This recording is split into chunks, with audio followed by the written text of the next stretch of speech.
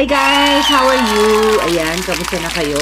So, I have a short vlog for today. Short video lang guys.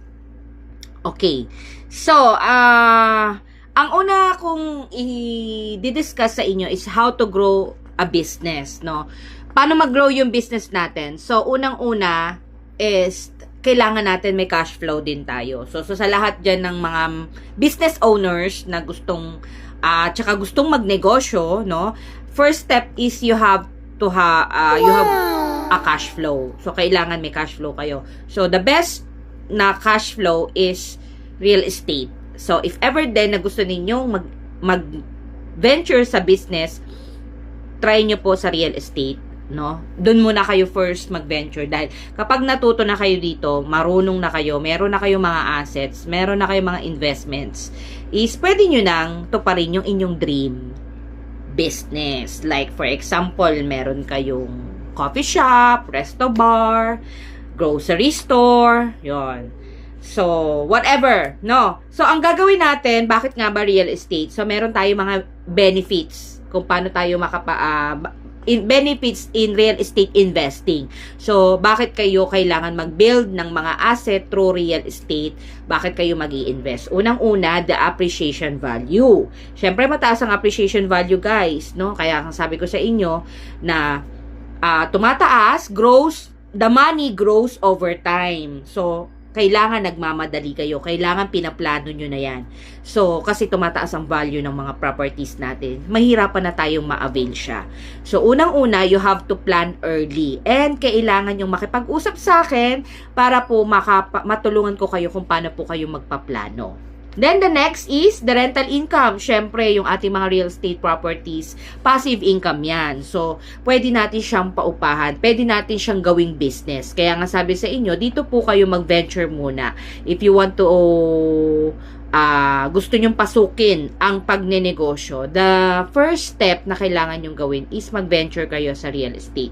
So, the rental income is the second one, benefits, no? Kasi, bukod sa may cash flow kayo, nag-appreciate ng value yung mismong lote or pinagtatayuan ng inyong real estate ng bahay or condo nyo, meron pa kayong rental income, which is bonus na lang yon, no? Magiging bonus na lang yon kasi mas malaki yung capital appreciation. Hi guys, ayan. So, diversification tayo. So, yung diversification, ayan yung ating ayan nga yung ginagawa ko, yung mga portfolios. Sorry. Okay, hi guys. Going back, we have a diversification. So, ano ba yung diversification? Ito yung dinadiversify natin yung ating portfolio. So, as of now, nagagawa ko ng mga portfolio, yung mga cash flow, yung mga numbers, no? Pinag-aaralan ko kung paano dito sa property na ito, ano yung cash flow nitong property investment na to. So, andito ako ngayon sa cash flow numbers, computing, mga researches, no? So, para meron akong basis, no? Para kung magkano yung returns of equity o yung mga cash flow nitong project na ito. So, ayun yung tinatawag na diversification. Para nare-reduce mo yung risk. Nakikita mo doon sa cash flow kung ano yung risk mo doon sa property na yun. Ano yung bumalik. No, so importante yung diversification noong portfolio. So next is meron tayong tax benefits. Syempre may mga benefits din po yung ating mga taxes kasi ito yung nade-deduct dito. So yung depreciation, mortgage interest, yung deduction. So merong deduction tax. Kaya mapapansin nyo yung mga project na ino-offer ko, non-vatable yung iba. Like dun sa Pangasinan, non-vatable siya. So isang benefits din ang tax deduction, no? Yung tax benefits, no? Kasi kapag sa mortgage, merong mga tax doon, benefits yun. Kasi lalo na yung mga non-vatable tax na project, So, importante din yung tax benefits. The next is leverage. So, ang leverage, importante guys, ang leverage guys, ha? Kasi, sa mga building asset or dito sa real estate property investment or dito sa business na to, kailangan dito ang leverage. Dito nag-o-occur ang leverage. Kaya sabi sa inyo, yung isang property investment nyo, dadami yan. Kaya kung kayo po ay confident, ano na kayo ng inyong investment, matuto kayong mag-invest at mag-take action kayo. Kasi it takes a long time para ma-multiple ang inyong mga properties. Pero napakadali naman. Pwede sa mabilis na panahon, ma-multiply nyo siya. Kasi meron na nga tayong katuwang na Freedom Business International. So, doon makikita ninyo kung paano mag-leverage yung inyong properties. Matututunan nyo yan. Kasi marami po tayong passive income. Multiple offers. No, kaya nga dito yung sa real estate, yan yung tinatawag natin pagdating sa real estate, leverage. So kailangan yung mag-leverage. And ang pinakamaganda nito, may business tayo, may mga properties tayo. Hindi tayo kaya hindi tayo may mga nagwo-work para sa atin. Kaya mabilis nating na-earn yung freedom natin. Kasi meron tayong mga options, multiple offers. Diba? Meron tayong passive income. Napakarami nating passive income. Kaya sabi sa inyo, nalilibre ang mga property investment. No, basta meron kayong tamang community, tamang platform. Okay? Strong partner developer. So, hindi imposible na magkaroon kayo ng investment property. Kaya sabi ko sa inyo, mag-join kayo, makipag-usap kayo about the discussion kasi sigurado ako na marami kayong matututunan at malalaman ninyo yung formula to success. Depende kung paano nyo siya trabahuhin. So, yung iba mabilis, yung iba matagal. So, it's depende sa inyo. Okay? So, next is inflation. Ayan, kasi ito kalaban ng inflation. No, it fights inflation. So, real estate investment fights inflation kasi it grows money over time. Nagdo-double, nagti-triple yung money ninyo.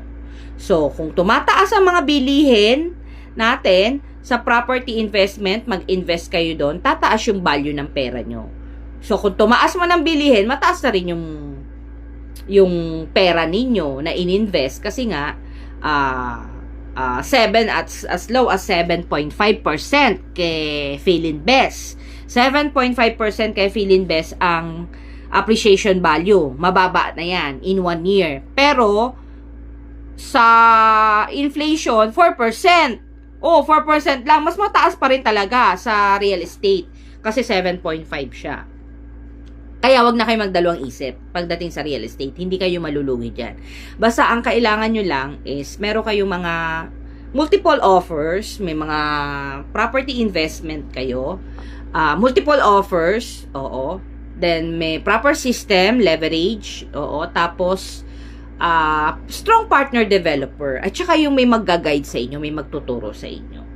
No? So, yan ang maganda, inflation. Then, the last is control. O, yan, pinakamaganda, control. Kasi nakokontrol mo siya. Nakokontrol mo yung mga expenses. Nakokontrol mo yung pagpapagawa ng mga property, nung property na yun.